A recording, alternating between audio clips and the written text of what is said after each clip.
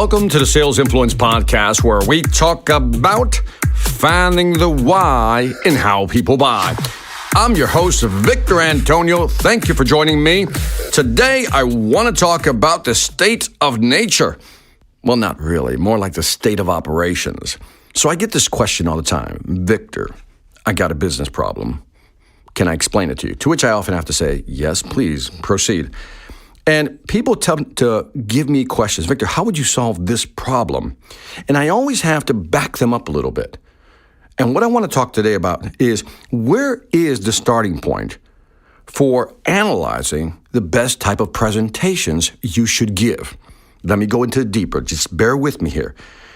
Typically, when you're going to go see a client, right, you're going to go do a presentation. And what you do within that presentation is you get your slide deck together. You talk about the feature, benefit, advantage, gain. We talk about quality. We talk about service. We talk about how our prices are competitive. We describe our company. We talk about case studies. We talk about how the product's going to help them, so forth and so on. You get the idea, right? But one thing that we need to ask ourselves before we visit any customer and do a presentation, and that is, what is their state of nature? To be more specific, every company, every business has 3 states of operation. 3 states of operation. That is their natural setting. Let me explain. Bear with me. Again, I'm going somewhere with this. Next time you visit a customer and you're trying to sell them a product or a service, there's typically 3 types. There's 3 different states. The first state type of customer is they're not using anything. So, for example, I am trying to sell a CRM system, right? A customer relationship management system, right? And I want to go and talk to a customer. Now, I have to understand where they're at. See, customer A may not have a CRM. They just simply don't use it. And I don't know what they use. Maybe they use index cards. I don't know. They don't use anything right now that's automated. And believe it or not, companies do exist out there like that. Now, if a company does not use, in this case, a CRM, fill in the gap with your product or service as you're listening to this. But in this case, if they're not using a CRM, then the presentation has to be centered around creating the need and then the sense of urgency. In other words, create the need for using a CRM because they're not using anything, and then create the sense of urgency, and you really need to use this, and here's why. So you can explain, Mr. Customer, you need to have a CRM. Let me walk you through the reasons why. And you need to start doing that right now. Create a sense of urgency. Here's why. Now, that's one type of presentation. In other words, the angle of attack here is all about getting them to want to use a system because they currently don't use anything. So the premise of that presentation is all about need and urgency. That's the cornerstone, the main theme of your presentation. Now there's client type number 2. They don't have anything, but they are using something. What are they using? Let's say they have some type of DIY, do-it-yourself type of product they created in-house. Again, continuing with the CRM analogy. An example, I'm trying to sell them a CRM, but they say, no, you know what, Victor, we currently use a spreadsheet, like an Excel spreadsheet. I've heard this one many times. Or they came up with some half-baked CRM system, and they hired 1 or 2 people to actually build it, and that's who does it. So they have something called do-it-yourself. Now, if you're selling a CRM system, this is a much different presentation. When somebody's not using anything, customer type number 1, we have to talk about need and urgency. Now, client number 2 apparently understands that there is a need and an urgency to track their customer. They're just using their own in-house idea.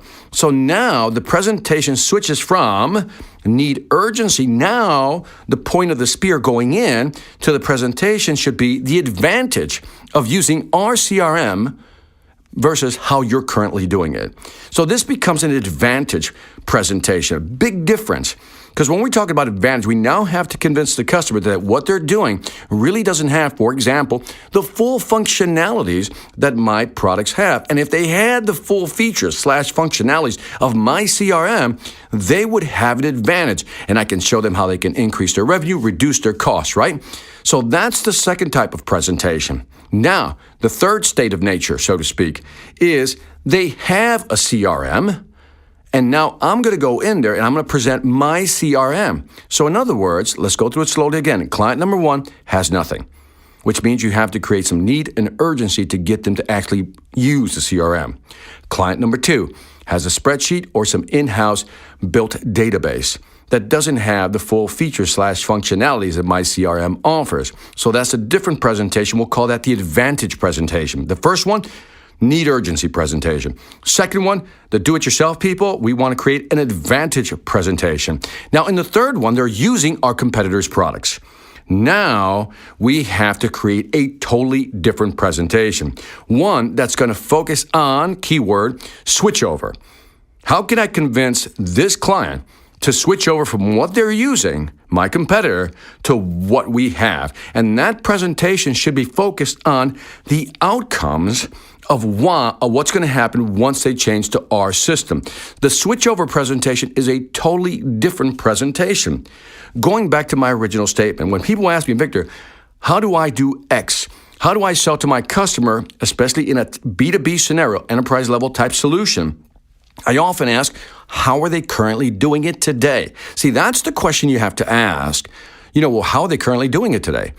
And if the customer says, well, we're not using anything, now you know that's the need urgency presentation. They say, well, we have an in-house solution that we currently use. We've been using it for several years. We're happy with it. Well, now you know this is an advantage presentation. But if they're using the competitor presentation, guess what? Now we have to talk about switchover and the outcome of what will happen once they switch over. These are 3 different types of presentations or 3 angles of attack. So the big question is, next time you go see a customer, especially in a B2B scenario and even a B2C, if you think about it, let's take my favorite niche is the pest control industry. I just choose that one because I dig bugs, right? So in the pest control industry, they may not be doing anything. So now you have to convince them that having some sort of pest control is important. But maybe they have their own do-it-yourself, approach. Maybe, the homeowner, the resident, has concocted some type of vinegar water I don't know, something else element, and they've mixed it up in a bottle and they use that to kill bugs, right? That's called a do-it-yourself approach. That's going to be an advantage presentation. Why our product or service in this case is better than that. And again, if they're using somebody else, they already have a contract with another pest control company, then it's a switchover presentation where we have to demonstrate the difference in outcome. So give that some thought the next time you go in to do a presentation. Are you talking to people who are not using products? They're doing it themselves or using a competitor product, and now you know what's the angle of attack, your presentation angle when you're presenting to that specific customer. Anyway, that is it for this Sales Influence podcast. Don't forget to leave me some feedback on iTunes, Stitcher, or YouTube. Let me know what you think. I'd greatly appreciate it. Also, check out my online sales training platform, the Sales Velocity Academy. Every month, we're adding a new course. If you want to accelerate your velocity, your speed, and how you sell in the market today, check out the salesvelocityacademy.com. Lastly, I want to thank you for listening. This is Victor Antonio, always reminding you, selling ain't hard when you know how. Take care.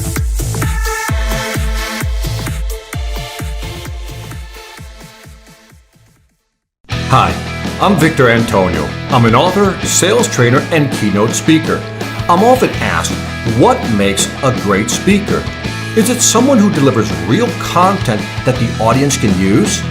Is it someone who engages the audience so they're part of the learning experience?